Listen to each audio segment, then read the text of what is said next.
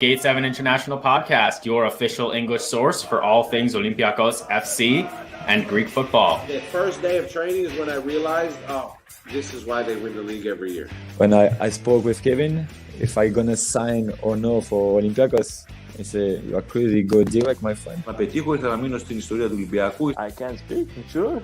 Yeah. Έλα μαλάκα! Σ' πάρα πολύ, Πειραιάς. Είμαι Γάβρος πάντα, όλοι μαζί.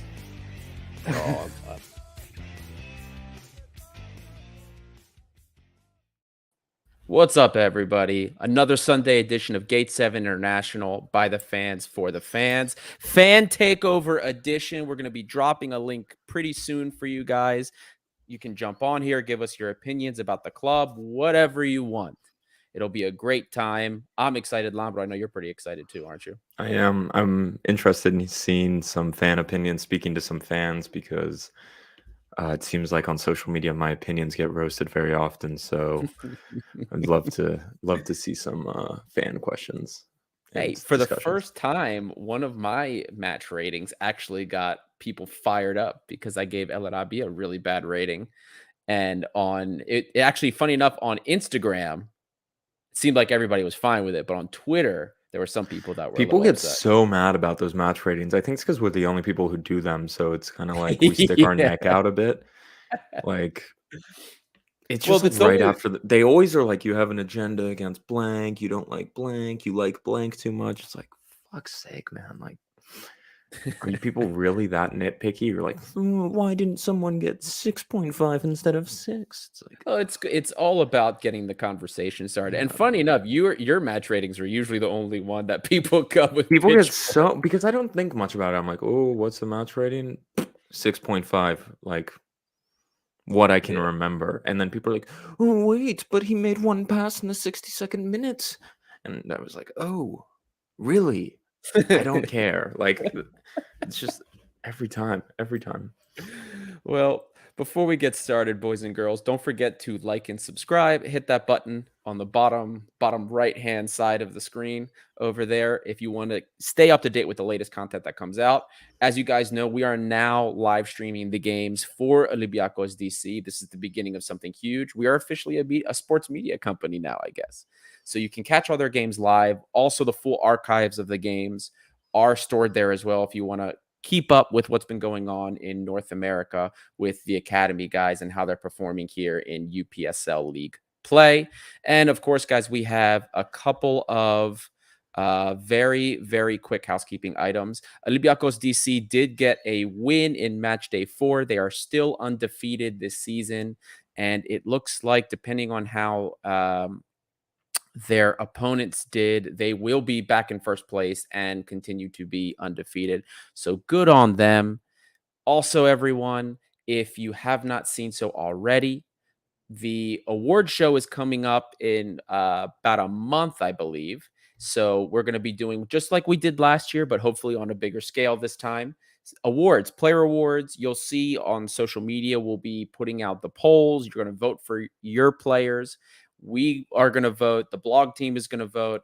And we're going to take all those votes together and see who your picks are for the various awards. I don't believe there's any changes to the awards from last year. We had a blast doing it. And it's going to be a good time, just like last year. So subscribe if you want to catch up, stay up to date with all of that. And we're looking forward to doing all of this again for you. All right, Lambro. Let's get started. I'm going to drop the link. I'm going to drop the link now, guys. Click the link. It's going directly into the chat. So just click that link. It'll bring you into the lobby. And we'll bring you guys in one at a time, get your opinions on a few things. Depending on how clogged the lobby gets, it'll be pretty quick. But we'll get your opinions. The lobby's already getting full. We just dropped the link 2 seconds ago. Yeah. So, yeah, just come in. We're going to get a couple of opinions for you about the state of the league, couple of players. We also have some charts here to get the conversations going as well. Anyway, Lambro, before we let our first guest in, is there anything you wanted to get off your chest first? Yeah, I want to have first, I want to ask Lakis Kavalas, why don't you come in? Why don't you tell us if it would be more interesting if you do worst player than best player award show? We actually do have give an us. award for this, my We friend. do have worst player. We do have code. It's a code of the season. It's Henry. There's no debate.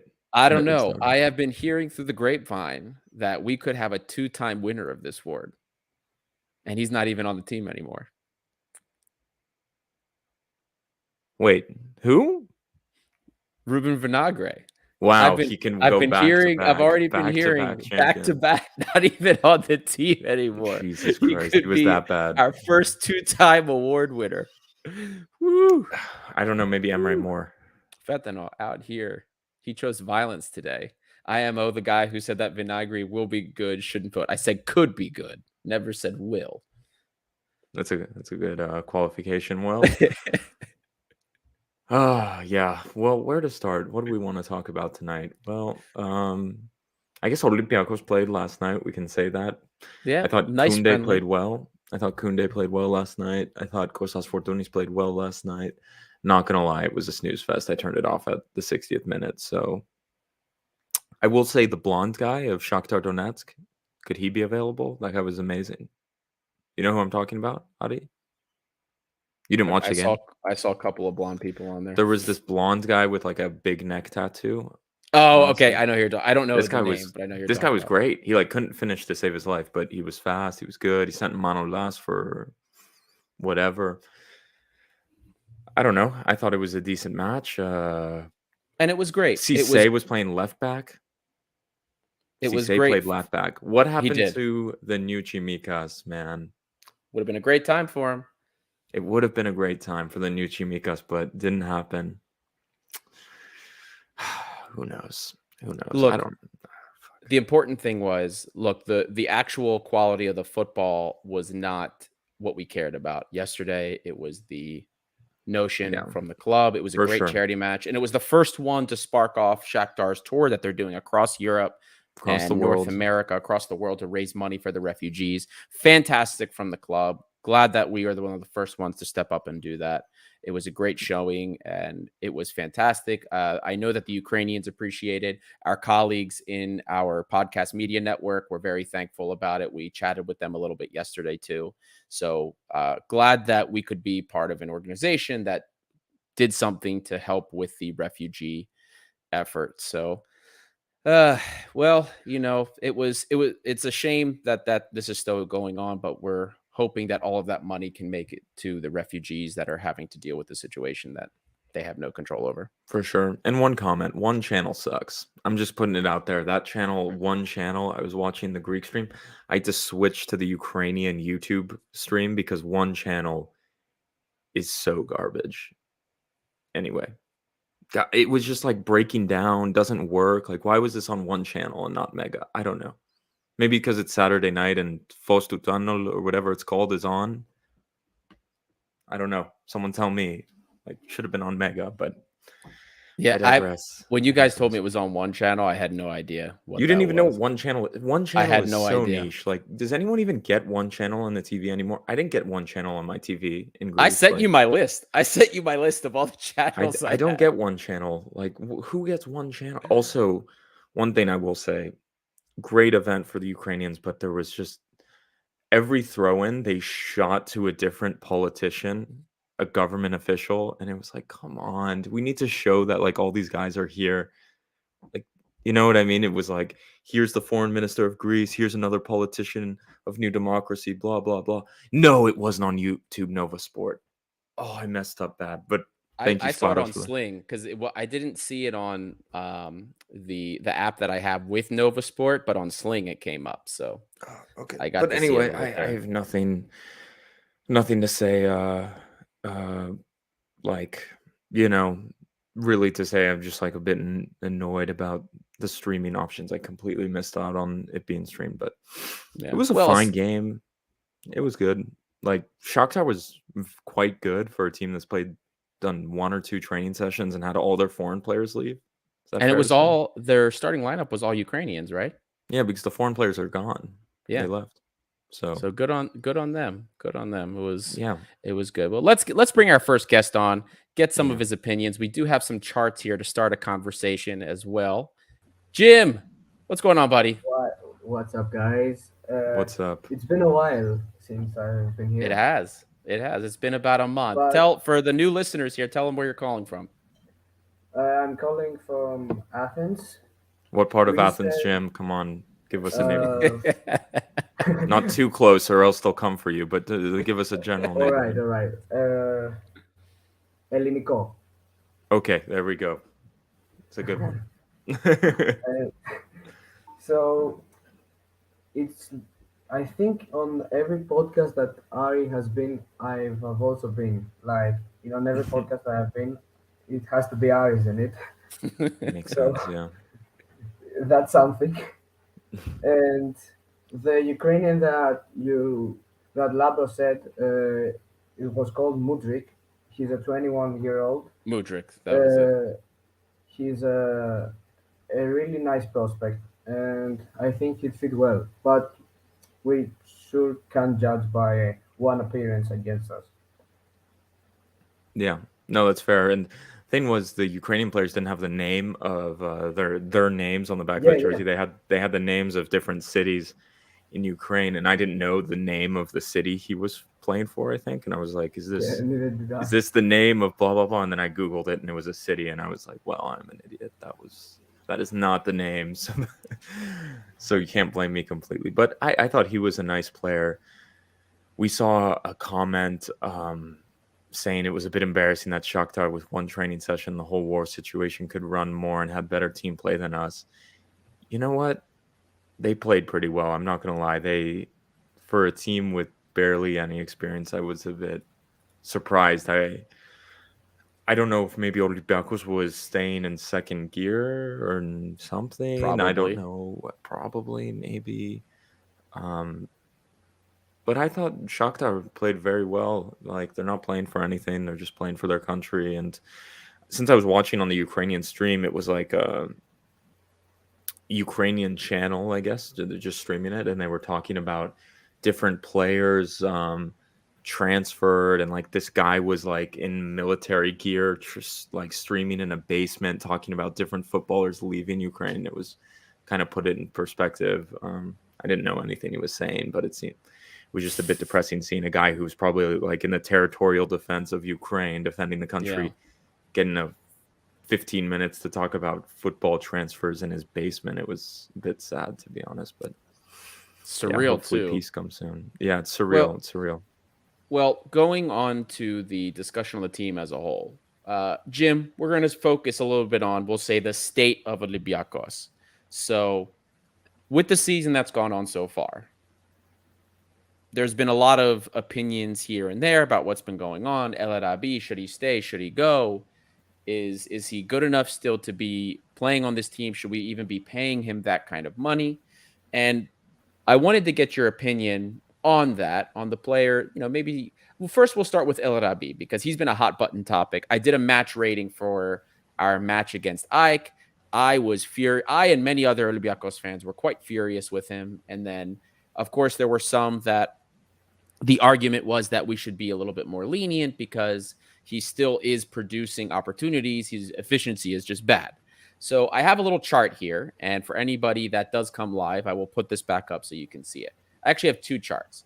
So the first chart here, this is the goal contributions of the top contributing players in Olympiakos. This is, of course, all of their goals in all competitions, not friendlies, all official. 18 goals. He's got 18 goals for us in all competitions so far, and 3 assists. And a total goal contribution is just goals plus assists. So total goal contribution is that number added together. And you see, of course, El Arabi has the highest total goal contribution with 18 goals. And then, of course, following him is Yorgos Masouras with 19 goals.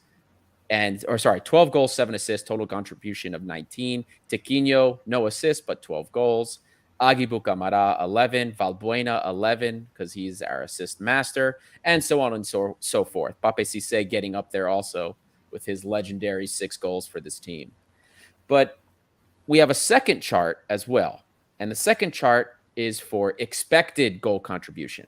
So based on total XG and total expected assists, who has the more sustainable production?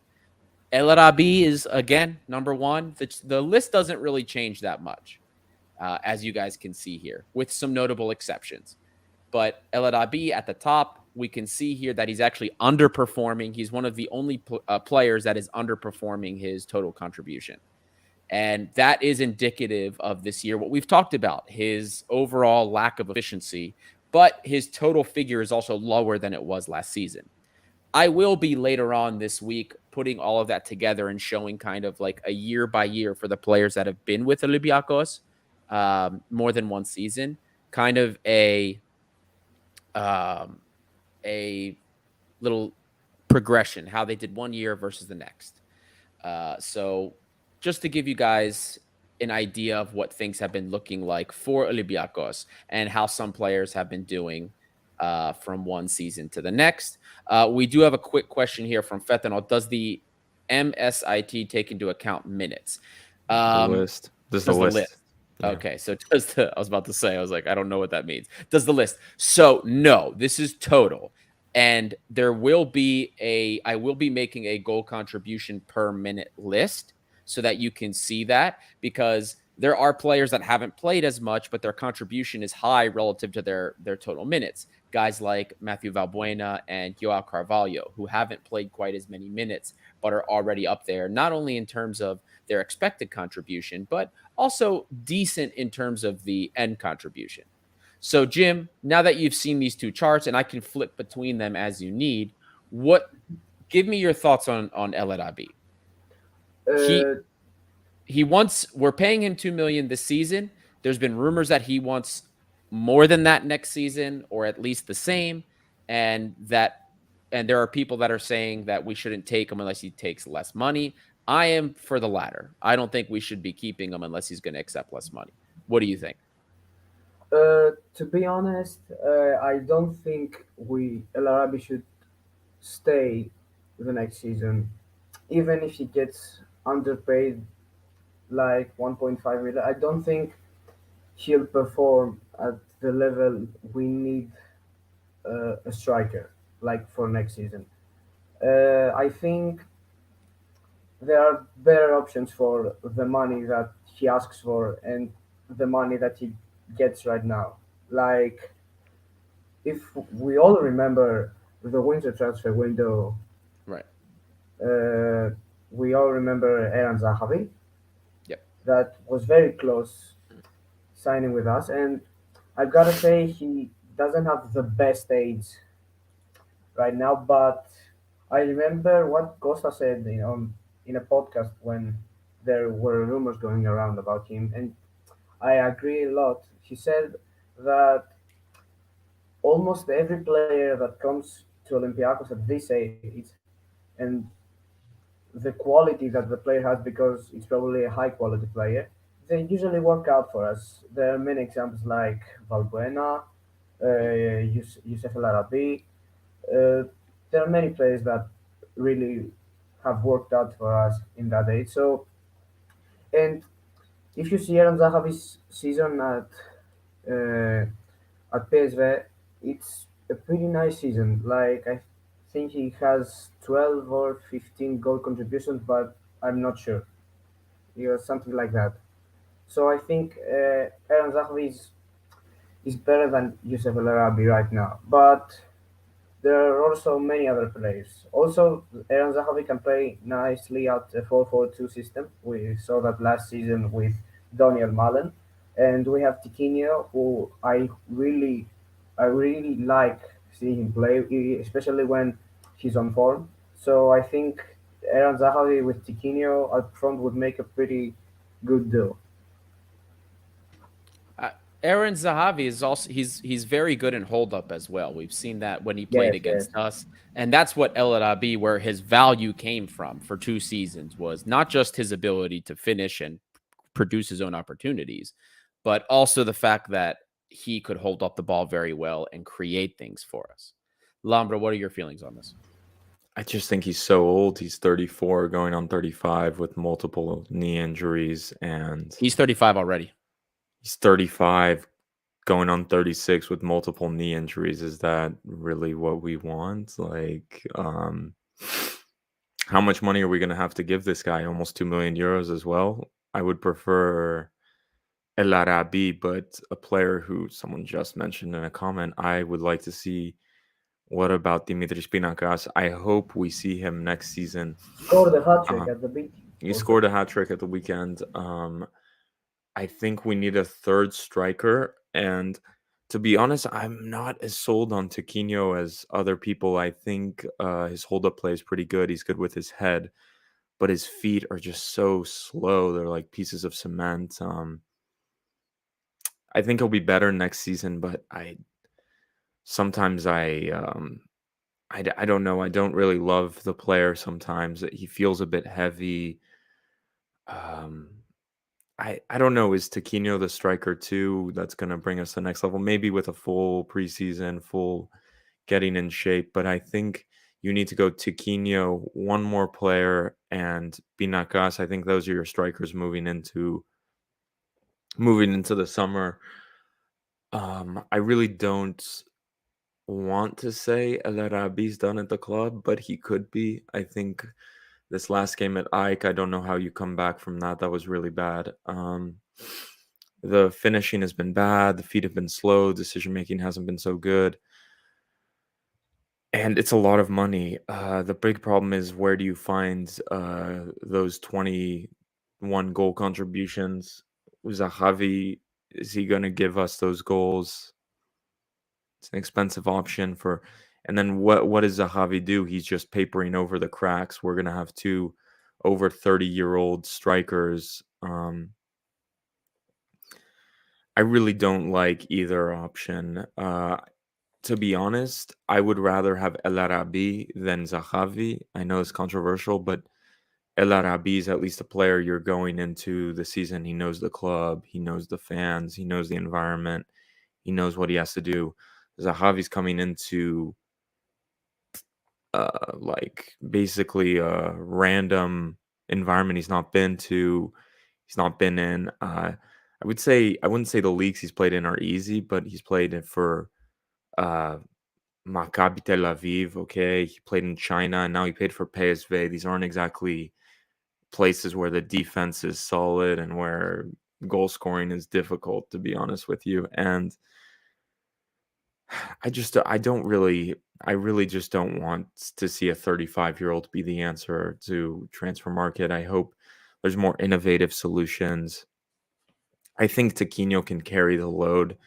So can he carry the load? As I said, I don't think he's the best striker in the world, but what I think will happen is I think Hassan will come back. I think probably Zahavi will be signed. Tiquinho will stay, and those will be your strikers. Pinakas, nowhere to be seen, will stay with the B team, and those are your strikers. But that is such an immobile striking group. But I think it's a striking group we're comfortable with. I think that's what it's going to be. I don't know. So when it comes to Tiquinho, we can't have Tiquinho lead our front line if we're not going to be able to provide him with sufficient service. He needs service. He's not like El Arabi, where he can necessarily manufacture his own opportunity out of thin air. That was something that I think at times we do take for granted with El Arabi, is that he could do that. You don't go 2 seasons in a row with a club and get over 30 goal contributions every season, just because you're waiting to get everything put to you on a platter. Now, for 2 seasons, he had a team that could do that could give him consistent service. This year, not so much, but also his efficiency has not been as good. It's the first time he hasn't beaten his XG since he's been with us. Everything's on a downturn. So the question then becomes, is the production sustainable? As he gets older, can he still give us that production? And the probability is that no, it's not going to happen. The probability is that this decline is just a sign of future decline, because you can't keep that up as you get, into your later 30s. So that I agree with. As far as whether or not we should be relying on another over 30-year-old striker, for me, I want to see us, like, as we build for the future, we can't just have old vets in every position, in every, first and second or bench option and starting option. we have to have somebody that's going to be a younger guy that can build. And I've seen in the comments here a lot of people talking about Montacos being the answer. Montacos looking good now that he's overcome some of those issues with playing with the B team. I think he could be that answer as well. I would like us to see have a starting striker that's like younger versus having all of our striking options be 30 and up. I don't think that bodes well for the club. Montacos has talent. Whether or not he gets the chance from Martins is a different story. But if it's not him, I would like it to be somebody else. Now, if Hassan does come back and our options, he's coming back, baby. What if they don't sign a striker and they're like Taquinho takes over and Hassan replaces El Arabi? Well, then we're in trouble because then we better have. I mean, here's the thing. We're so fucked. I have a feeling they'll do it too. That's a horror They love movie, that, bro. That's a horror movie. I feel like that's such a good cop out. Be like, well, listen up, everyone. We're bringing in Hassan, and that's the big bam of the summer. And Taquinho's the starting striker. I could so see it, them being like Taquinho's taking the mantle and Hassan's there to help out. Oh God, that would suck. But I don't know. I can just see it. There's a good question here from Look at My Eyes DC. When was the last time where our main striker was under 30? Technically, Guerrero was under 30. Guerrero. Yes. That's what I'm gonna Other say. than Guerrero, let's see. Hassan is under 30. Or was under 30. Was he the main? I guess he was the main. Idea under 30 when he played for Idea was. He was. Yeah, and like and you had Cardoso that year. Cardoso, yeah. Kareem Anzarafard technically was our main striker 2017, 2018, wasn't he not? Yeah, he was good. Yes. So he was under 30. So we've had and Ben. I don't remember if he was sorry. Look at my ITC following up. Montacos Project Neos El Arabi. I love it, guys. Fuck's sake. I could so see that in the newspaper after the hat trick. They're just like, word is coming out that El Arabi's leaving, and we have a new El Arabi in the wings, and he's already here. And it's like, fuck, please. Or what's the guy, the shitty striker in the B team? What's his name? He was out on loan. Vilis, was that his name? The fucking Greek one. He's like a fucking, what's it called? Like a street lamp. He's the worst striker I've ever seen. How do they not cut some of these losers like from the team? Be like, okay, we've seen enough. Like, you went on loan. You're terrible. This guy, like, how many goals has this guy scored in the B team? Adi, you have stats for this stuff? Can you look that up? I don't think he's been that bad, to be honest with you. Dude, that guy's garbage. Every time I watch the B team, I'm like, oh my God, this guy's terrible. I can't take it anymore. He's not hard. I'm not saying he's amazing, but he's like 23 too. Like, why is he even play for the B team? Like, is this guy ever going to play for Olympiakos? Like, 23. I think he just turned 21. No, this guy's been around the block, man. This guy's terrible. No. Here, hold on. Give me a second. Let's get Wisecout up here. Get Wisecout up. All right, he turns 22. He turns 22 in May. He's got 6 goals for the B team. That's what I'm telling you. 6 goals. It's not amazing. 6 goals, 20 games, I think. 20 games average. But he's got 1,000. It's not like he's a starter. He's got 1,000 minutes, 1,300 minutes. So 6 goals and 1 assist. It's not amazing, but it's not terrible. There's way worse. There's Onyekuru worse. Yeah, that's real bad. Yeah, he played on yesterday. I think I turned the TV off after he Why do we say he's fast? I don't think he's fast. Did anyone remember? Was anyone watching the game where he ran down the left side and he got caught? Like, they caught up to him. He's not fast. I don't get where this. Maybe he's pretending to be fast because he's small and his legs move fast, but I've never seen him run past someone except for that game in Frankfurt when he went past the left side. Oh, you're talking about Onyekuru. I thought we were still talking about Vilis. But no, I don't give a shit about that guy. Like, I've seen him play like 3 times, and all I've thought is he's fucking tragic. But yeah, now Adinos brings up Montacos has scored 6 as well. He also, I think, Montacos has 2 assists, I believe, and that he hasn't even played 1,000 minutes for the B team. So like this is like what we're talking about here. Like, Vilis, I don't think is an amazing player. I don't think he's terrible, but you have a guy like Montacos who's way more efficient. Plus, he's a better hold-up player, in my opinion. But like, what the fuck is the point in Vilis? Like, Xenithidis, like, what is the point of these people? like just there to fill the position. Like Silitis has been around for quite a while now. Well, Can he play in Kenny the also Greek was second training with the division? first team. Like, why? He Why? doesn't look bad. He doesn't look He played bad in the as a- Luxembourgish first division last year. Is this guy really ever gonna play for Olympiakos? Like, what is the point? You can say that about a lot of players. It's a lot called of the players have development team taken for a years. reason. Like, why are these Yeah. wasted projects being? Just throw them on loan. Why are they playing for the B team? Throw them. Well, hold on a Why minute. does We the just- Leeds play for the B team. We Who? just complained. We just complained last season that we have so many guys out on loan. Yeah, and but they're not playing or not doing whatever. But the B now they're team playing is with for the B like team. let's say B team is for Dabo, Fadiga. Let me think of the others. Kinkue, who's like the worst striker or worst feet I've ever seen in my life at center back. Tsolakis, who's So under God. 23 years old. You're saying under 23 years old. yeah, but like Is what? players that could play for the team. I think Nikolic could play for the first team of Olympiakos. I don't know what he's been up to. But you know what I mean? Like 23 years old and no help, like no. But I don't know, man. all of these guys are under that age. So like they're technically still. I know. Look, in Soulis, Greece- like these players, like right. in Greece, if you're 23, you're a young player. In the rest of the world, you're like leaving that stage. You know what I mean? It's like, come on. I don't know. I can barely even watch the B team. Like, I don't know anything about the B team, but then I see Xenidis play, and I'm thinking, well, fuck, here we go again. You know. So. He doesn't play terribly for the B team at Yes, all. it's not that bad. But Yeah, he's not but bad. He's my not main bad at point is all. like, why is he there? Like, You complained before about Costi. He's got 6 goals and 4 assists for the B team. He's no, played I the same liked him. number of What do minutes. you mean? I love that guy. He's yeah, great. because he's actually a nice player. I've seen Yeah, him I like in him as well. Talented. He's a winger, I think. Yeah, he's a midfielder / winger. What happened to Markovic? Who knows what happened? Peter, why don't you join the chat and you tell us what happened to Markovic? Costa told us what happened to Markovic. He was talking to some sources. Sources. Here's what we were told. We Yes. were told that Markovic isn't in the plans. We were told that he's never been rated. Martins has never thought he was ready for first team football. That's what we've been told.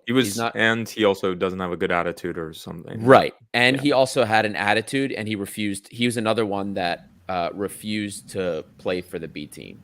So these are part of the problems. Imagine being like Markovic, the captain of Partizan, and then they say, let's go play for B team, buddy. Like, I would be kind of pissed too, wouldn't you? I don't know. Partizan's no Olympiakos B, you know? It's no Levadiakos. Like, Right. I agree. I don't know I think part of the it guy has was to told be he with was going to his be the next attitude. Sergio Ramos. Like, I don't know, you know? He's going to play for Olympiakos B. Are you kidding me? Comment here from Lakis Gavalas. It's the same story with Adrutsos Vrusai. The team refuses to admit failure. There's also something else, guys. It's not the team refuses to admit failure. We've heard that guys like Adrutsos and Vrusai bust their asses at practice. So it doesn't translate on the pitch, unfortunately. Although I will say this, Vrusai has, in terms of his expected and his goal contribution, he's actually, for the little that he's played, it's up there. You know, one goal and 4 assists in all competitions. That's not bad considering how little that he's played. Even his expected goal contribution is at 4, and he hasn't played much at all. So I'm just going to throw that out there. And he's also being experimented with at right back. Adrutsos was a novelty because of what happened last season. We didn't have a real right back. Rafinha did not overlap. He offered something different that we didn't necessarily value in the team. And when Kenny Lala came in, he wasn't gelling. He wasn't really doing anything. It took him a while to settle in. Adrutsos settled faster and offered us the overlapping that we needed. We didn't necessarily need more quality from anything else from him because we just needed overlapping runs and service in the box. This season, we needed more from that position. And we saw how limited Adrutos was when we needed more from him. He can't give you more. And that exposed him. And now it's created this position in limbo for a guy like Adrutos. And now we're experimenting with Rusai because in a season where we aren't getting more out of other positions and we're relying more on the production from our fullbacks, they can't offer more. We need something else. So it's a little bit more nuanced than that, Lucky, but I understand exactly what you're saying. Jim, you had a comment on that as well. Go ahead. I wouldn't say Rusai is a failure because when we needed like an extra winger or this season an extra wing back, he's been there. I don't think he's been amazing, but I think like I enjoy last games. I enjoyed more seeing Rusai playing a right back than I did seeing Lala, for example, or Andrutos, of course, because he's playing for the B team now. Right. Yeah. Andrutos was playing for the B team now. God, how the mighty have fallen. Jesus Christ. Now, Jim, I'm going to ask you 2 questions because we do have more guests coming into the lobby, but I want you to leave with 2 questions. I want you to answer them right now, real quick. Martins, stay or go is the first question. I think I'm gonna say go. You're gonna say go. All right. Now, the second one. Pick 3 teams from the B team that you want to see for the first team. 3 players. 3 players. Surlis, of course. Okay, of course, my man. Kinkue? Sorry. Costi. I think Costi. he's Nice. a talented player. And I would say Klicha, I think is his name, because I've seen him play for the small time that I've seen the B team. I thought he was a nice fullback to be playing. What about Marinos? No Marinos? Oh yeah, because he's been doing really well. No, it's Nikolic. I would play Nikolic. I think Marinos, yeah. Marinos. Yeah, Lambro, come on, man. Marinos is having a great season. Yeah, Marinos and he's another one that's 21. Like he's been looking really good, and especially in a position where we look like crap. You know what I mean? How can you say no? Yeah, I really. One thing that I want to point out before I go is I saw Ronnie Lopez yesterday, and I thought, why isn't he playing? Because, of course, he wasn't great, but he did have effort there, and I think the last time we saw him was when he gave 2 assists in the cup game against Olympiakos. I think it was the last time he played. He played against Atalanta away as well. Oh yeah. For like 5 minutes, I think. Yeah. Like at the very end. He did a poor set piece. Yes. That was it. But I think if he had game time, I think he'd surely be better. I really believe in him because he has talent. He has shown it in his career. And also Kunde, I think, could, if he got more minutes, he could have more play time. He would be good for the team because when we signed him, he was like, I remember the friendly games. He was really good. So I think a guy like Kunde right now with the midfield problems that we have could really help. Yeah, Kunde was an interesting case in the first half of the season. Not sure why with his sub appearances that he didn't get more minutes. But look, we'll see what happens. Jim, thank you so much for joining us, as always. And Kalinichta, my friend. Kalinichta Magis, yeah. We also now have next guest coming aboard, Peter via Montacos. Peter, how are you doing, buddy? Hey, guys. I'm good. And you? Doing very well. Good. Very Welcome. well. Where are you calling in from? Toronto. Toronto. Shit, wow. Canadians hopping in. Love it. Love it. How you doing, buddy? Oh, hear Peter, us? can you hear us? Yeah. Okay, Okay. fantastic. Peter, what do you Yeah. think? What do you make of this? What do you make of this goal contribution chart Yeah. that's It's here in just a front little of bit us? echoey. I don't know. Oh, Uh, I have no Okay. idea. I can't hear it. On Yeah. my, yeah, I sorry can't about hear an that. echo either. I don't know. Hopefully, we'll try I and think get through there's that. too many similar players in like the attack. Can you guys hear me? Yeah, we can hear you. Go on. Elaborate.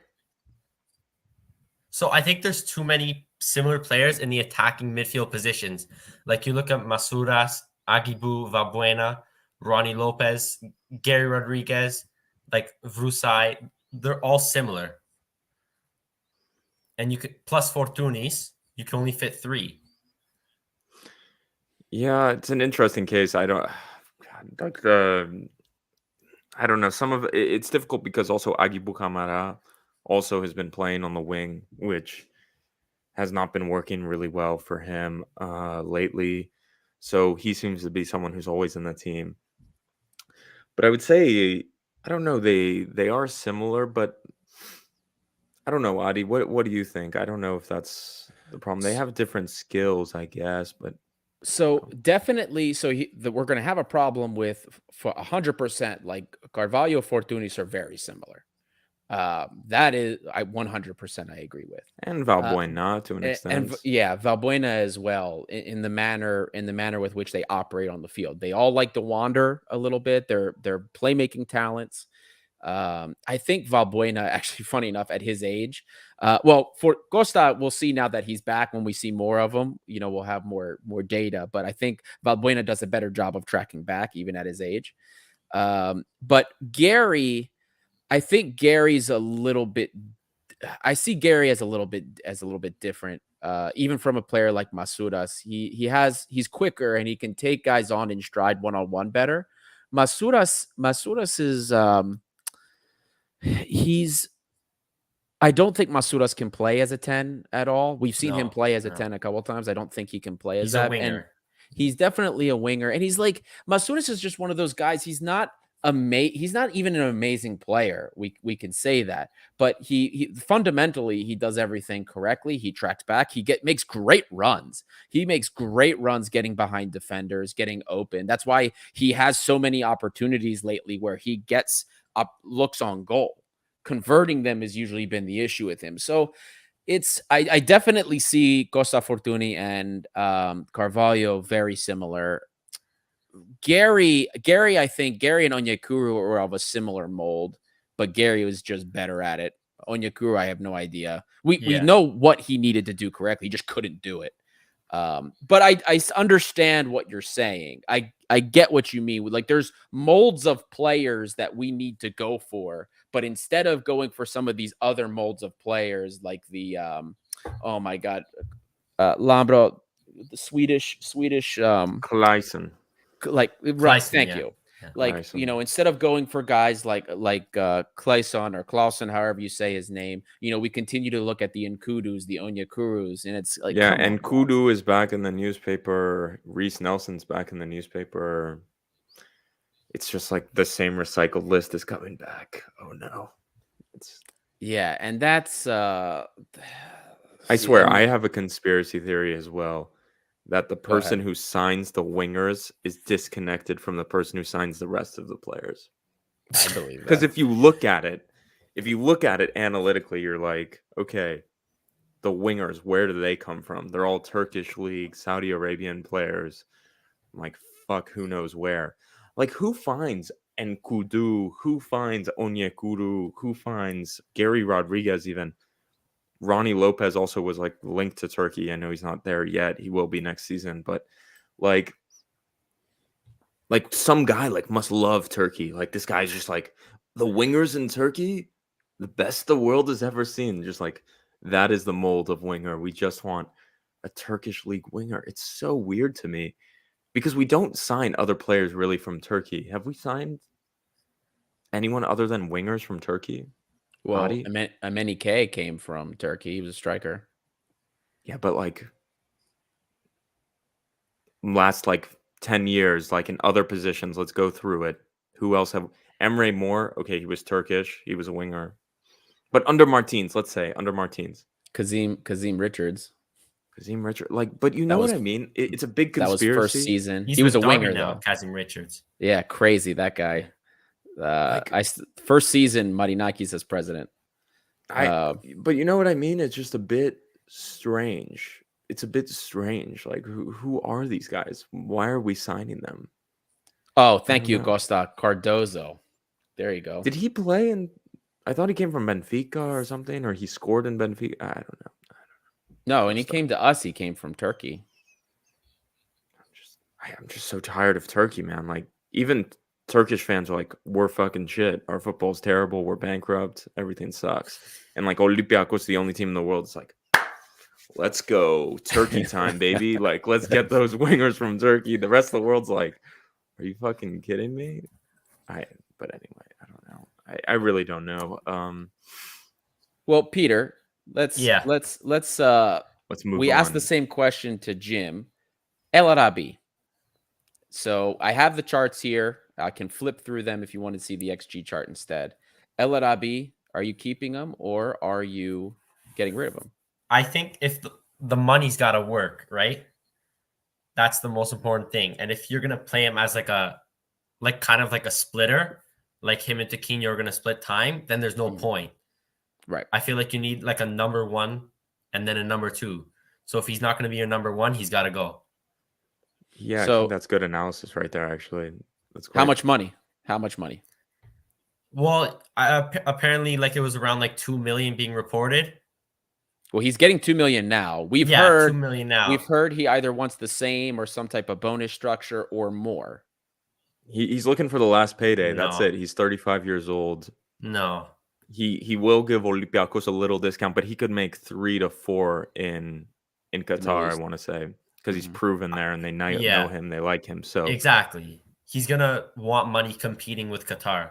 Yeah, and I don't think Olympiakos now is in a position to offer. One thing I will say is Gate 7 very much so likes El Arabi. So to say they would be disappointed with El Arabi leaving, I think is an understatement. But I'll say something, Adi.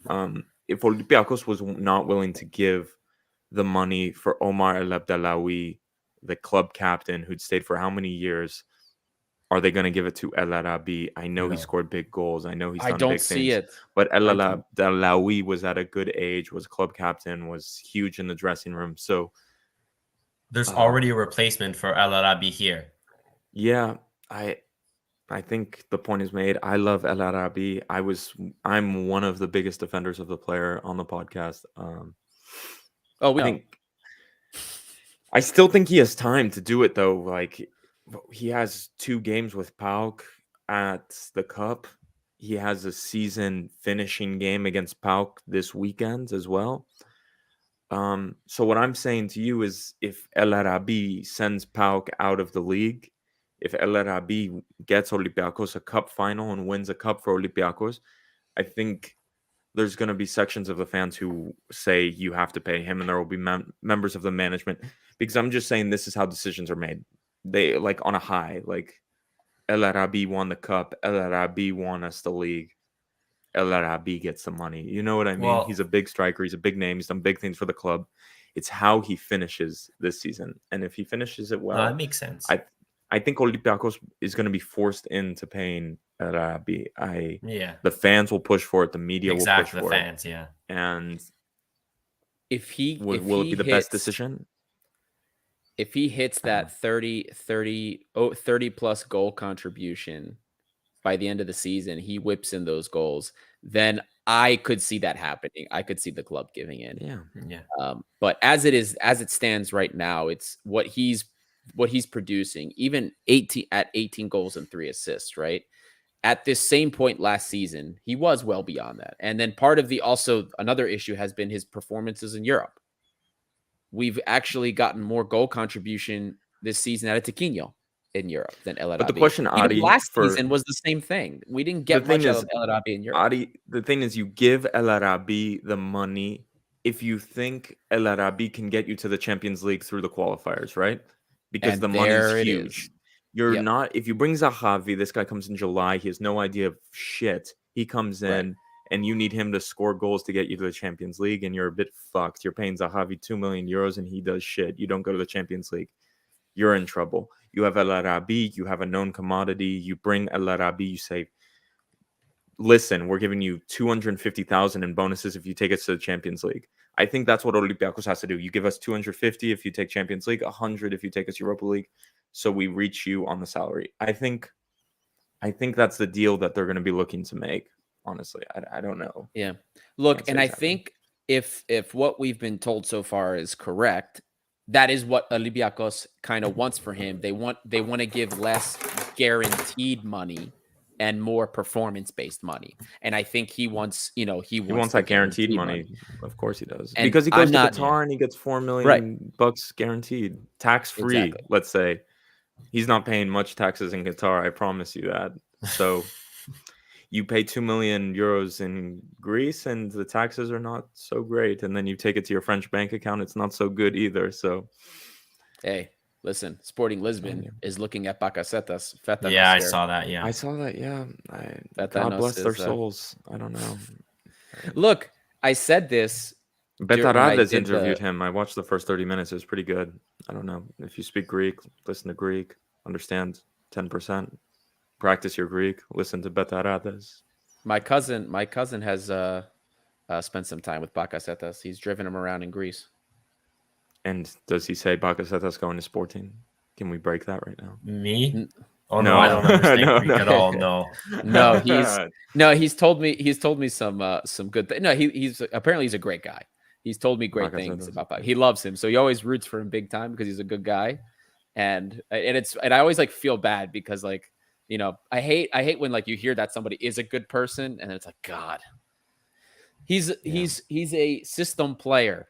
And that's but he works really well. He's about to win the league for Trabzonspor for the first time in how many years for them? Like they're a small. Can I say that they're not a big club. They're not the big four, right? In Turkey, those Turkish clubs are so big. I don't think people realize that. Like they're huge, and the money is huge, even from the mid and bottom table clubs. Yeah, they're big.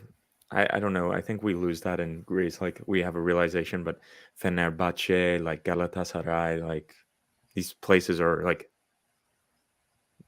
the stadium 60,000 plus, and they fill it up. So I don't know, but anyway, the El Arabi thing is very complex, right? So it is. We bring up the money, the focus on the money, but there's a lot of context with this, right? And part of the issue is right. We also know in the back of our minds that there's still a lot of like older, and we'll say the retirement home is kind of building right in Olympiakos. So we still have El Arabi, right? He's going to be going on. He just turned 35. He's going to be going on 36 next season. Then there's Valbuena, right?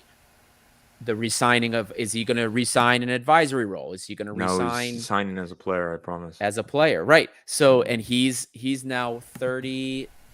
Let me just get this up here. 37.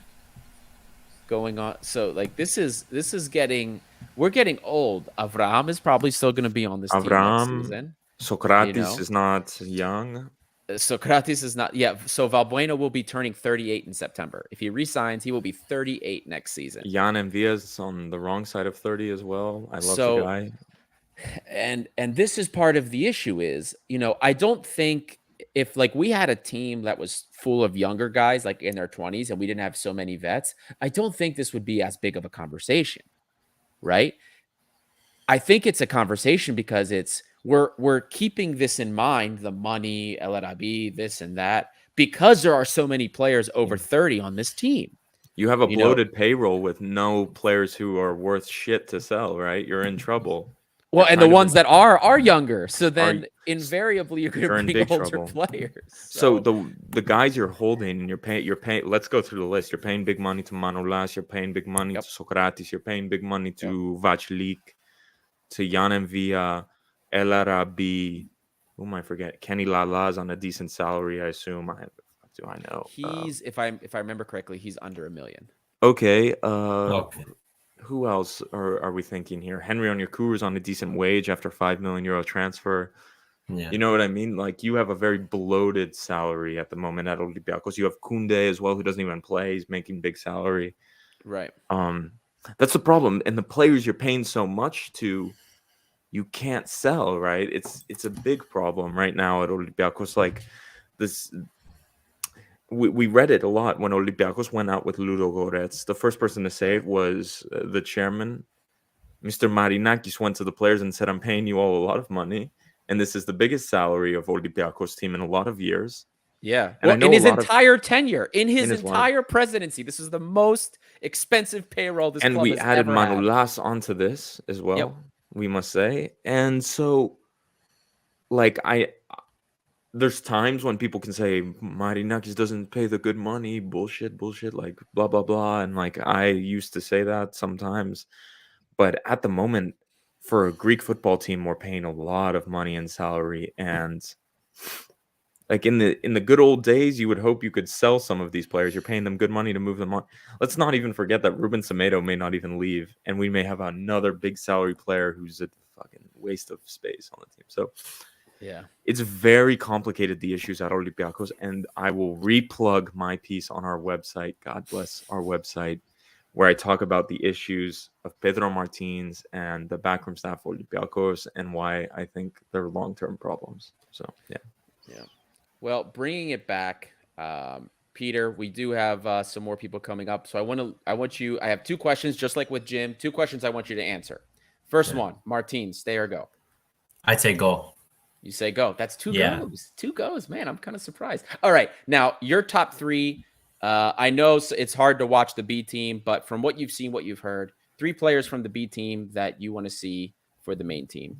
I would get rid of, on the first team, guys like Ba.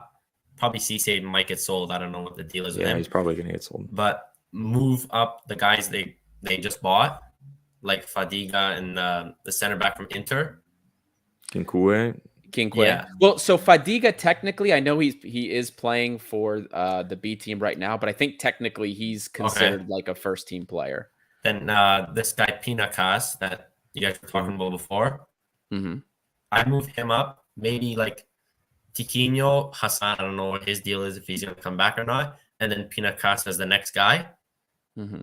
I think that's. I have a good feeling that's what we're looking at. Yeah, and like Ba, Augustine, the second Ba, yeah, I like him as well. You know, the interesting thing about Ba is, wasn't there just an article? Was it Dodeka? No, or it was on it's on the radio. It was on the radio where they were talking about like how shit Augustine Ba is and blah blah blah. So yeah, I thought that was interesting because he has it. I've never seen him look awful. You know what I mean? And he's got some flair to him. Does it all? Is the end product there? No, but he's got something that we don't have a lot of. You know, he's got that it thing, that flair that we don't have a lot of players with. So I don't know how you can say. I always say, Adi, like, I'm a tea leaf master. I read through the bullshit of the propaganda of Greek media and bullshit. When they start saying Augustine Ba hasn't looked so good, huh? Like, that means you're fucked. Like, you're in big trouble. Yeah, I don't know. I think he's in trouble. We'll see. Yeah. Well, Peter, thank you so much for see you guys. joining us. Thank you so much for coming on. Yeah. And we'll look forward to seeing you for the next time. Okay. For sure. Take care, buddy. Fetanod, next guest. guest. God, look at this going guy. on, Jeez, buddy? long hair and all. Did you get a haircut? It looks a little short. Yeah, he got a haircut. I think it's shorter than my friend had a wedding, so I had to cut it. Oh, very nice. Very nice. God. For everybody else, where are you calling in from? From Helsinki, Finland. Very nice. Very nice. Gotta love it. Gotta love it. Fetano, let's get your input on the El Arabi situation. Ooh, it's a tough one, but to be honest, he lost his leverage on the fact that we found a striker who can finish and can score as many goals as he can. So I don't think he has any valid reason to get more ways than he's getting right now. Mm-hmm. He still has he could still get the 2 million if he starts scoring goals again, but let's be honest, easier to find your scoring boots than not getting any chances and trying to get more. So from that end, I still have hope for him. Yeah, I would say you have a good point, and I think we kind of beat the El Arabi thing dead. I know Adi likes to ask everyone about that, but shall we go through some fan comments? Fetanos, you were in the comments too. There were some funny ones. Let's see. The first one. I saw this one. I'm not letting that slide. Labros is racist against Greek players. Dude, you do actually. No, dude. I love Kaloyeropoulos and Solakis and Pinakas. I don't even know if that's his name. Jesus. I love Greek players. I think they're the best players. And also, I guess we have more comments from last night's game. Any comment on Cisse? I was thinking this. I was telling my friend, I was watching a game with a friend, and I was like, what the fuck? Cisse is playing better than Oleg at left back. But anyway. I said that in the Champions League qualifiers when he played against Ludogorets or Nefci. Yeah, he was quite good. Are you against, now what's the team from Azerbaijan? The oil pumping team. What's their name again? Nefci Baku. Nefci Baku. Beautiful. They're pro climate green solutions. I heard they're changing their logo to solar panels, but that's only a rumor. Stop. Sorry, I had to do it.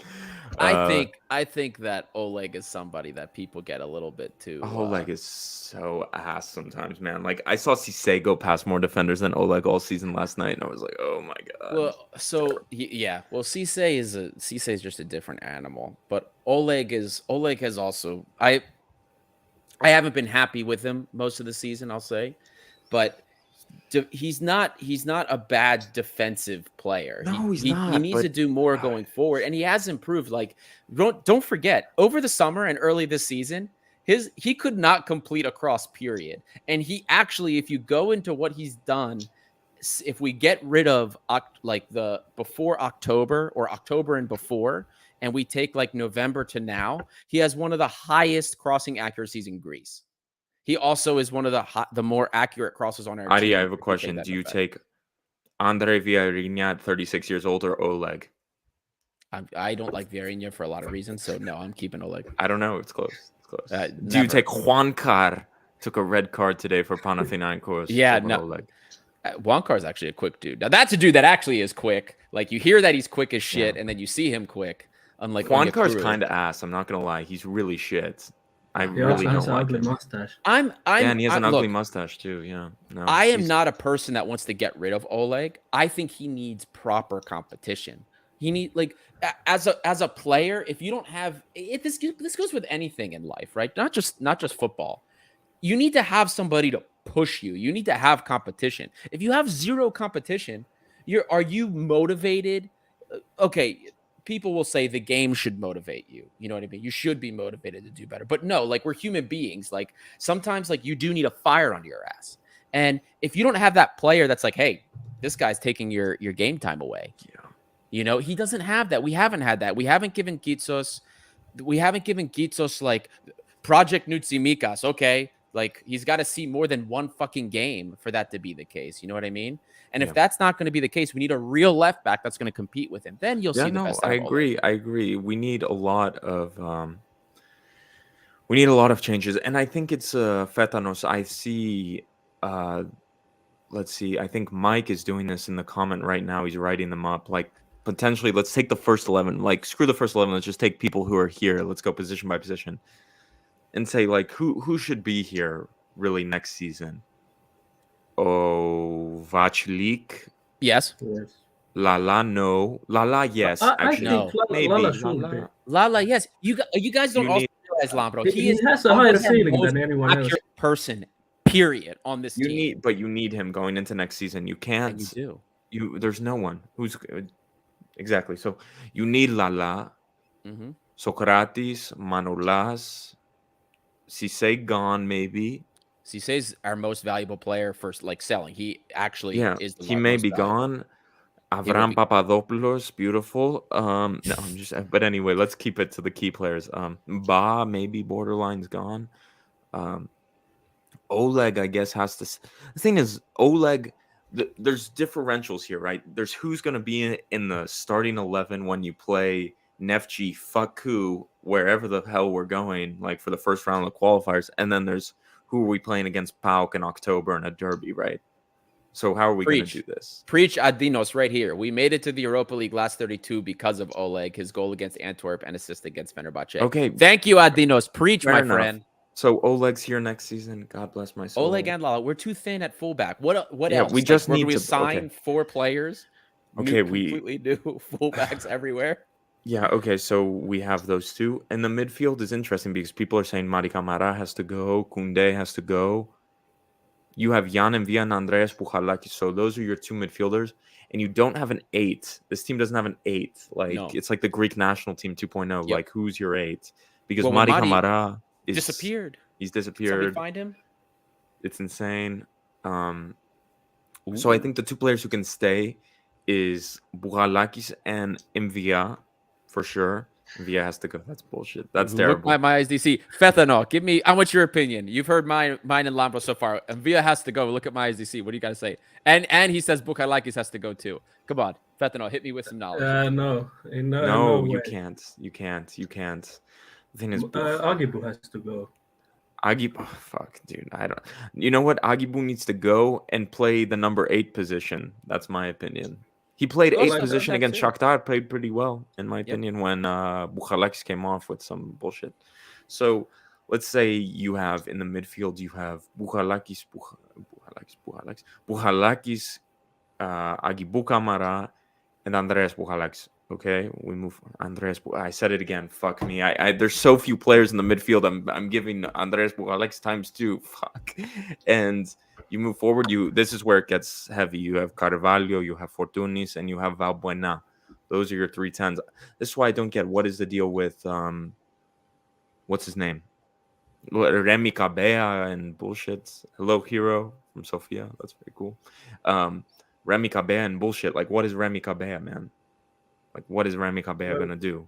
Remy Cabea is probably better than all of those 3. Yes, but what do we have 4 central attacking midfielders now. What are we gonna do? Like, Fortuni's gonna get shipped off to fucking Kavala? I don't know. Like, what are we gonna do? He's not quite reliable with his knee right now, so no, for sure. So you have Fortunis, you have hopefully maybe Cabea.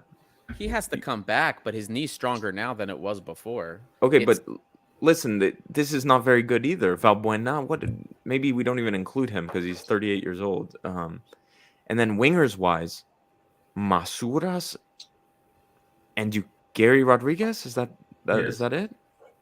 Is that all you keep? Do you even Gary is made of glass? Like, look, he's Gary's finally kind healthy of ass, dude. I'm gonna put appendicitis. Come on, man. Gary's not gonna lie. Gary's kind of ass, dude. I know he's had a decent season. People are gonna roast me for this, but we signed a freaking PAOK reject, Gary Rodriguez. Like, are you dead? And he's our best winger. Oh my god. So we literally have 1 winger. We have 1.5 wingers. Yeah, let's Fethano. You tell me. I'm just gonna run through who I'm yes, no for me. So obviously Vaclik stays, and Solakis we keep as well. That's is Vaclik even that good as well? Sorry, wow. Someone said that. No, fullback. All right. Oleg and Lala only stay because we're so thin. This club does not have the funds to be purchasing a full fucking new team. Let's just be honest. Let's say that, guys. We just had to get a 10 million euro share capital increase just to keep things going because of COVID. All right. Bear that in mind. This club can't afford a complete overhaul. What it can afford is buying about 4 to 8 players. Bargain buys probably most of them, but to supplement and maybe get rid of some dead weight. So Lala and Oleg have to stay. Now, my preference is for Kitsos to actually be freaking used. That's my preference on the left. We do need another right back, a solid one, somebody that's going to compete with Lala, not Vrusai and not Adrutsos. That's my opinion. Moving forward, Fethanos, do you agree with that?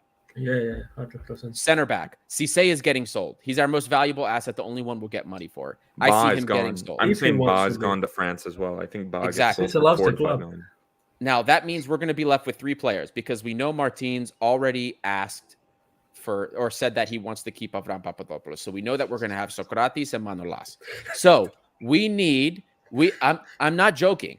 This is like a real thing. So we know we're going to have our starters here, right? Because I doubt Bostic's around.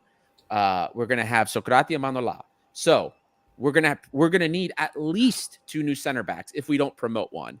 Would I like to see Kalogeropoulos? Yeah. Maybe even Bagadianis. Oh, sorry. No. Oh. But we're going to have to purchase at least 1, maybe 2 center backs if we don't promote another one. So at least. And I don't Manuel de Costa's on a free if we're interested. Stop. Okay. I just had to say Botia, he loves Eleni Forea. They're married. Maybe he wants to come back on a flyer. I don't know. Ridiculous. Drop it in the chat. What do we think? So, Fetano, do you agree with the center back stuff? Yeah. Okay. So now I realistically don't think Ito's going to be the number 2 to Oleg. I think we buy another one. That's how I see the club operate. We need to buy like Holebas, like 34. Escudero. Remember we were linked to this guy Escudero last season. This guy would have been perfect. Like, yep. Even Miguel, I would have taken Miguel Trauco at this point. Jesus. Yeah, Trauco. That would have been to this guy. Is he alive? Where is he? Oh, Mike Scott, Lambro, you triggered him. If Botia comes, I'm burning my home. Oh, Eleni Forera is already burning the house. What is the Eurovision song? Fuego? Fetano Fuego, very well. Yes, there we go. The house is already burning with Fuego. And now here it's coming, Lambro. Della Bella now. Come Fantastic. on. Big time players. He's still playing? Look what you did. He's not. He's got another season in him. I don't know. Alex Beck also seems to agree. Lala and Oleg as backups. We can't go another season with no offensive support. You're 100% right. So midfield, this is where it gets interesting for me. So midfield, Mari Camara, Jan Vila, and Andres Bukhalakis. So Jan Vila still has a role with this team. He's getting old, but he doesn't need, if we have the proper complement in the midfield for him, he doesn't have to move around a lot. He moves the ball around so well for us. He is that engine of possession for us. So I'm keeping him. Also, what money are you going to get for him? Who's buying him? Dude. What are you're going to get a player better than fucking Jan and Villa at Olympiakos? Not right now. Come on, guys. Are we being serious right now? I'm also keeping Bukhalakis. You have to. Keeping him.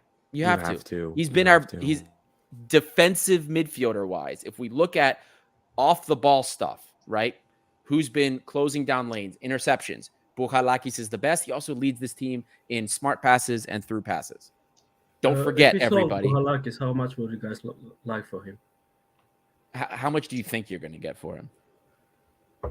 45.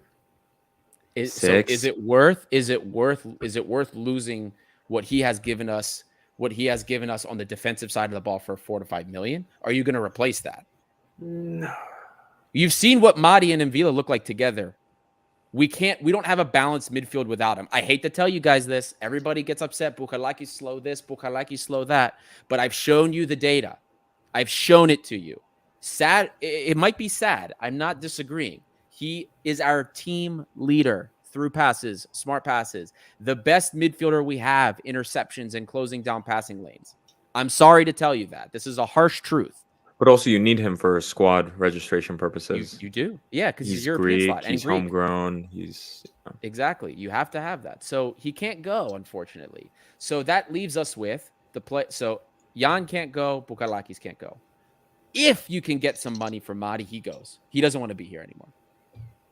He's been here too long. We missed the buck. We should have sold him when we had. Like, Madi's got to go. How much will we get him for him? 8 million.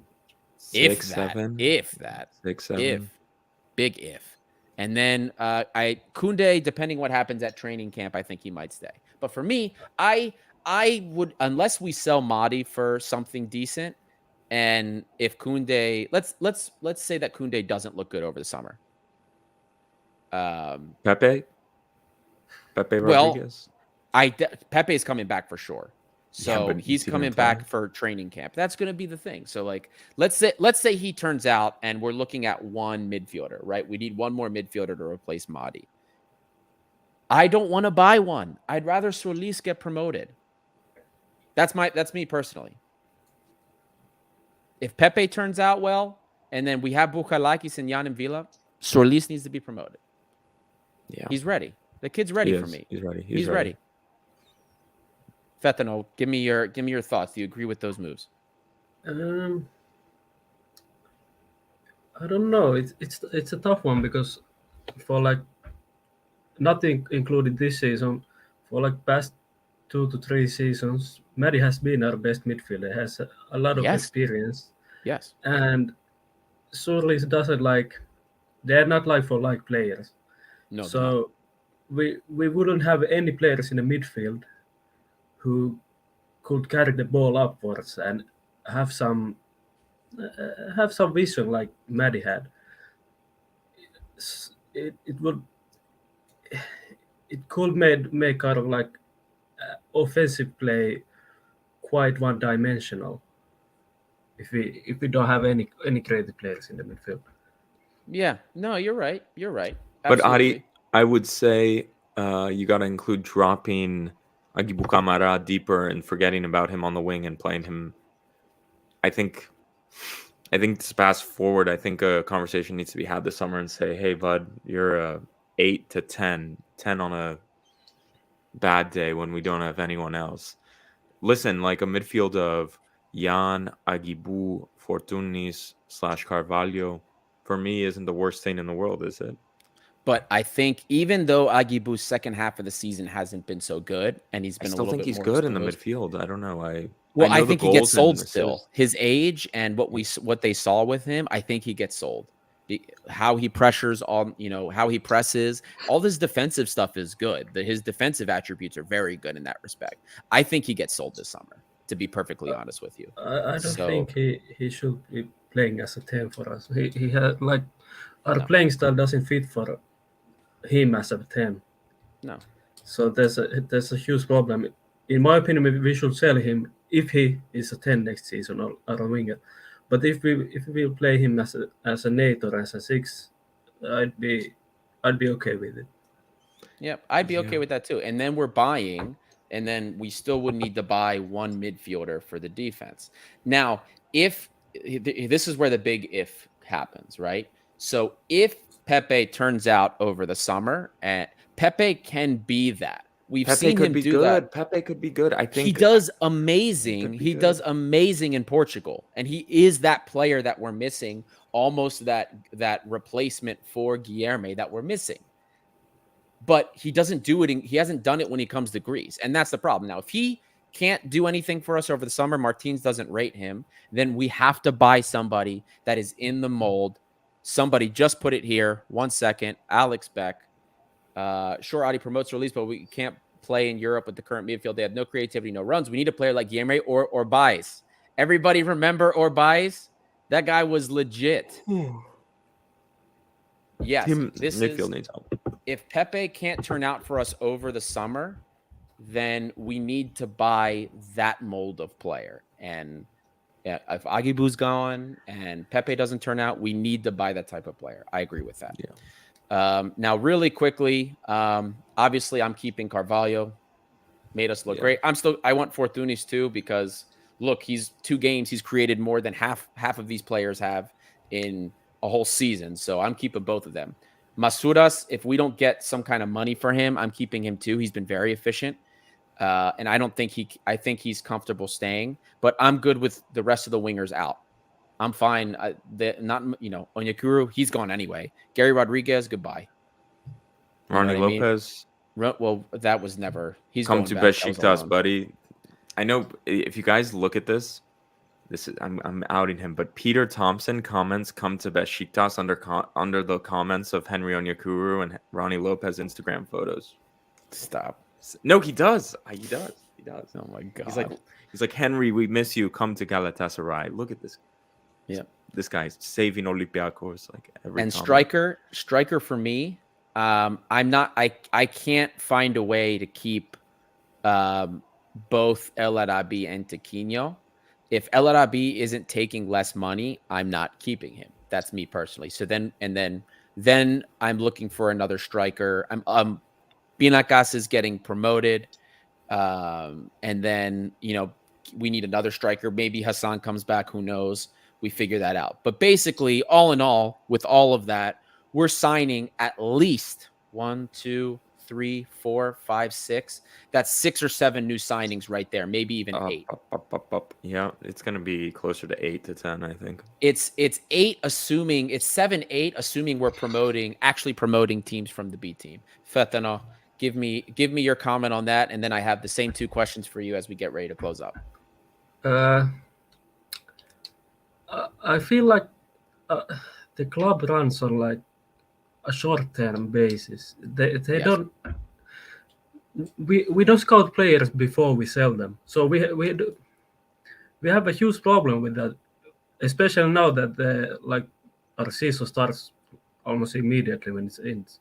Right. So when we sell a player, it takes us 2 months to find a new player, and most likely he's shit.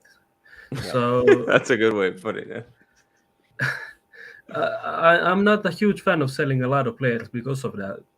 In my opinion, we should have a transfer list already right now, and start pursuing the players immediately. But right, George, Kevin, and Kudu.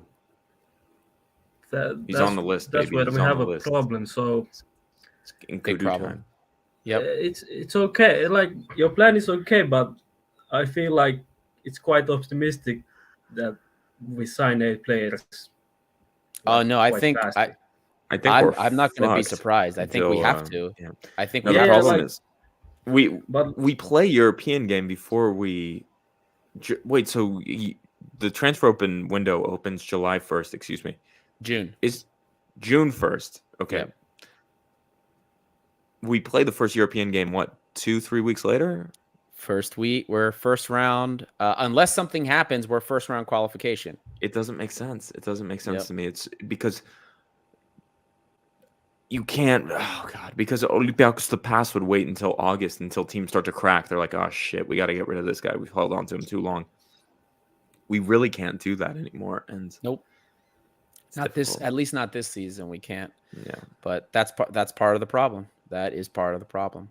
That's why Kenny Lala, Oleg, Henry Onyekuru, goddammit, may be playing in the first European games. God bless our souls.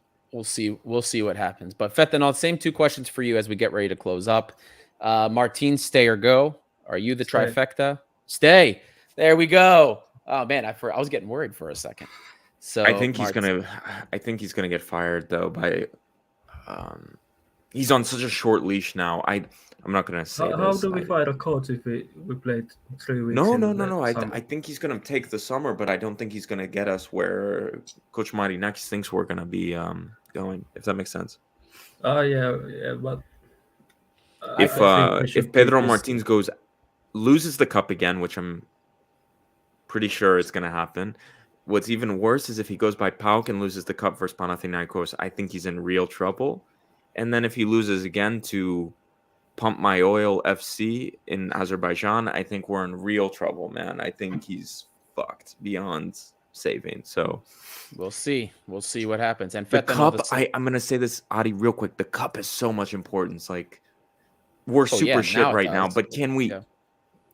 If we fuck this up even more, I think Martins is in big trouble going into next season. That's my opinion. I think he's in big trouble if he loses... Like PAOK is finding ways to continue to help us stay ahead in the table. If he were to find a way to screw that up, then I think he's in trouble. Honestly, I don't see him being in too much trouble if he loses the cup, to be honest with you. If he loses a cup final with Panathinaikos, you don't think he's in trouble? The way things have been, the way things have happened, the way we've played, we have fired coaches in the past that have performed similarly and been undefeated. So he has goodwill because of what he did in the first 2 seasons and the fact that he's gotten results. So, and as long as we win the league still, I think that losing the cup, he still gets a pass. That's how I see the club treating it personally. Fair. Well, what do you guys think? Should we sack him if the football isn't good until the Christmas? You mean you're talking about next season? Well, we'll have to see the context next season. I could see that happening, to be honest with you. Fetano, last question for you. 3 players you want to see from the B team promoted? Is Fadiga B team player? He counts technically as first team. Okay. Pinakas. Okay. Is Kostia first team player? Kosti, Ioannis Kosti? Yeah. No, he's B team. He's beat Kostia, of course. Okay. He's had a great season. I'd like one of the wingers, so Kostia or Marinos. You didn't say my favorite player, man. I'm disappointed. You didn't say Solis. For me, Solis is a first team player, to be honest. Like, yeah. Honestly, he should be in the first team. I'm giving you my 3 players. I think it's got to be Kinkue. I knew you were going to say that. No, I'm just joking. Fuck that guy. I hate him. Anyway, Dabo, Pinakas, and Solis, but I'm going to say a different one. Kosti. That's what I'll say. All solid picks. Wait, all solid picks. A ball of Kinkue just passed my window. A clearance of Kinkue has just passed my window. I think it was a pass to the goalkeeper. Yes, it was. It was. It is passed. Fetano, thank you so much for joining us again, buddy. Have a wonderful rest of your Sunday. Galinita, buddy. Galinita. Costa. God. Lambro. Okay, yeah.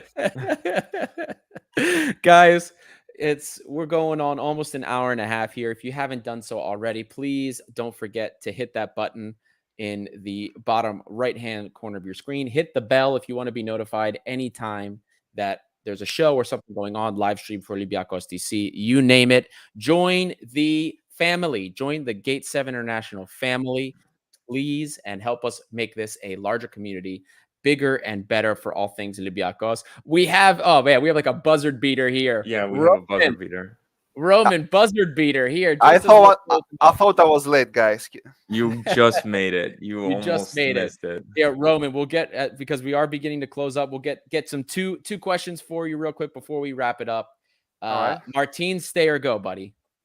I was talking about that with Kostas, that it's fine to say that players are becoming worse and worse each season, but we can say exactly the same thing about Martins.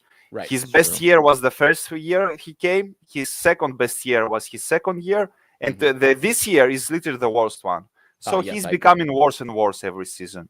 Is that enough to let him go? I'm not sure. But we need to shake him a little bit, to understand that, like, you're Olympiakos coach. You have to become better and better. We cannot accept the same level of football next year. No, you're right. So, but you can't sit on the fence, my friend. Gate 7 International, we don't sit on the fence. Right now, this is it. This is for all the marbles. Does he stay? Does he go? The fans of Roman. Roman has fans. Roman has fans. Cheers, Marcos. Thank you, guys. Thank you. Yeah, let me show you. Wait. I love it. Oh, there we go. I love it. And it's a huge one, guys. It's a huge one. It's big, yeah. It's just in front of me. Yeah, so I'm not sure about Martins. I would give him one more chance if he can promise that he will show us the level of football he showed us in his first year or something. That's a good point. Like, you almost need to scare the guy. Like, I don't think he's really been kind of, like you said, shaken. Like he doesn't have the fear in his eyes of the other ones, when we don't condone physical violence or intimidation. Not physical. Of course, we're not gonna sick the ultras on Pedro Martins, but like. And do you remember how optimistic we were? Because we were saying to ourselves, if that's his first year with Olympiakos and he shows us that level of football, what's going to happen in the future? And the future was worse and worse each season, unfortunately. Kind of great. It's really an interesting point because it's really true. Roman, if we don't win the double and we win the league, but he loses the cup, does he stay or go? Still tough. It's tough because, he showed us in the past that he's kind of loser in finals against PAOK, playing this 3-4-3 formation. So we have all these deja vus, every time. Yeah. That something's going to happen and we're going to lose the final. It's not with PAOK, it's a semi-final with PAOK, but it doesn't change anything. Man, I don't know. It's tough. It's really tough. It's really hard because you have no training camp as well, so you kind of need him to get you to. And the one good point about the whole future with Martins is that his transfer options and his transfer policies were absolutely terrible. Literally, our worst transfers were Martins' options. Yeah, that let's is let's talk about Pepe, Onyekuru, Rafinha. I mean, it doesn't make any sense. It doesn't make any sense. His decisions in terms of transfer were very, very poor. And it was his personal choice. Shit, like Cafu as well. I don't know if he picked Cafu. I guess I almost forgot him, bro. It disappeared from my memory. This guy, Martins is bad transfer history. Yeah, you're definitely right. But Roman, we do have to get moving. So one more question for you. Your 3 players from the B team you want to see promoted. Kamara is considered to be a B player. Which? I mean the Agibu. No, come on. He's because we got him for the B team. Yeah, we did get him for the B team, but he's been starting, so no, he's. I would give Fadiga Solis a chance for sure. My man, I love it. I'm not saying he's gonna be our role player. Just give him a chance. Play him in 2-3 games to see how he feels himself with the first team. The left guy, Kitsos, absolutely amazing. And about I think Kitsos technically counts as first team already because he has been training with the first team. Alexandropoulos is our central defender. If I'm Kalogeropoulos. Kalogeropoulos, yes, Kalogeropoulos. He's decent. I cannot say that I watch his games in the second team, but he becomes a decent football manager. So that gives me some kind of point that he can be good. I'm not that's not a fair argument, but it's something. I just cannot say that I watched too many games of the second team. Yeah, because they're impossible to watch. Like they're on airs, they're not on airs. There's no lineup. There's a lineup. It makes no sense. You can't follow the second team. Yeah. They can't even put the lineup out. The Olympiakos social media team forgets to put the lineup out, and you're like, who's playing? Because the apps don't show second division lineups in Greece. So, one last thing before saying goodbye to you, that we need to create an identity for the next year. Yes. We need to create a starting lineup, a formation, something like a policy, a transfer policy, a formation that we're gonna stick with and work with that. We cannot change formation every second game and hope to get good chemistry between players. Show us your philosophy, a game plan. Even if I disagree with that, I can still accept that. But show us something. Don't switch formations. Don't switch your philosophy every game. That's not how it works. I agree completely. I think Olympiakos too is a 4-2-3-1 club. You know, certain clubs, the manager leaves and formations stay. Olympiakos has been 4-2-3-1 since ever I can remember. It's been a long time. So yes. I think you just say we're playing 4-2-3-1. We have Carvalho. Hopefully we can maybe sign Remy Cabea. Who knows about that? And Fortunis. Those are our 10s. We have Mvia, Andres Borlex. We can build around it. Now let's go find wingers and build the team out. I think that's what you have to do. I say something to Kostas. He was shocked because when we were both of us in the show that I would give Onyekuru one more chance for one more season. I know you're gonna hate me for that. Yes, that's dangerous. That's dangerous. He literally, I don't know if you guys saw on social media, he got sponsored by Guinness. So he was posting Guinness sponsorships. Amazing. That's so Onyekuru thing. Yeah, definitely. Well, Roman, thank you so much for joining us, man. Thank you, guys. At the Embers. Thank you. Love it, buddy. Kalinichta, and take it easy. Stay red, everyone. Bye-bye. Yeah. Bye.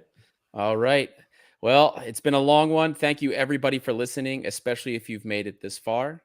We are Gate 7 International, by the fans, for the fans, and we are going to continue to do more episodes like this, especially in weeks like this, maybe where there's a delay or a postponement. Yeah, and also everyone make sure to follow us on social media so you know when we're doing episodes like this. And if you ever want to come on the podcast, just drop it in message in the chat and so we can organize. And for a lot of you, I saw a lot of you commenting throughout. Feel free to come on. I know some of you, it's later, it's difficult, Sunday, we know, but we'd love to have you on. We've built a community of guys coming on. It's really nice. So, Yeah, we do this pretty frequently. We bring guests on all the time, guys from the audience. We drop the link at least once or twice a month. We do this. So keep an eye out. We'll continue to do this, and we hope that more of you will join us next time. So until next time, this is Gate 7 International, by the fans, for the fans. Keep an eye out on socials to see what's coming next.